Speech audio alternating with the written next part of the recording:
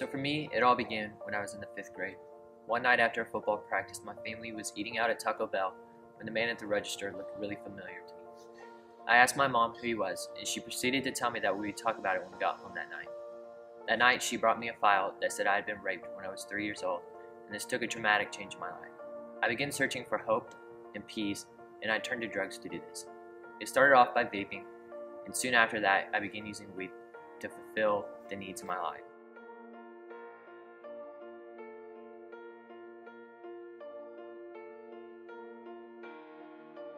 As a mother, my first thought was not my son. I didn't believe it. I wasn't going to believe it. It was heart-wrenching. It was breathtaking.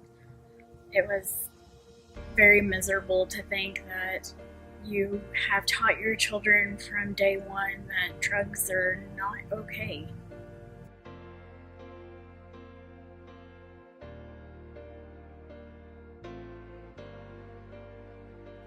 So it started off by going like once a week, and then soon after that it still wasn't enough until I began using it daily to try to fulfill the needs of my life.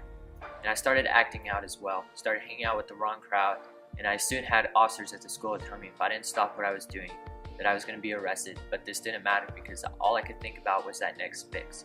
And this happened until I was about 12 years old when my mom sat us down and told her she was pregnant. And so it had been something I always wanted because I always looked to have a little sibling that would look up to me. And so this made me excited and happy, and it was like the needs of my life were starting to be fulfilled. But after a couple months, my mom would sit us down again and proceed to tell us that she lost the baby. And I soon had that piece of me that needed to be filled again. But something was different that day. As I got up and walked to my room, I noticed a Bible on my nightstand. For the first time in a long time, I felt compelled to open it up. And when I did, I read 1 Samuel 23, which says there's only one step between me and death. And that day, I had this sense and this question in my mind that said, am I going to take that one step and keep walking the path I am, or am I going to take that step and walk a new life? And that day, I decided to make a change in my life.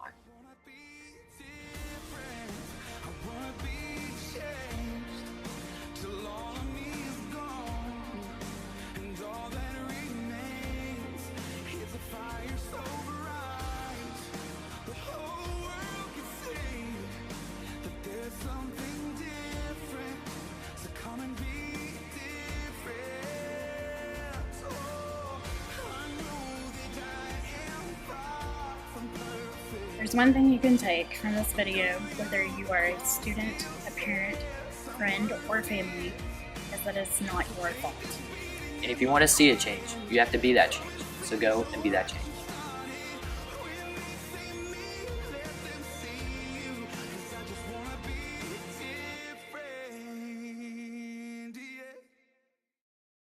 If you or someone you know is having a hard time with drugs, you can reach out anonymously by texting 870-421-3154 or emailing help@mhbombers.com.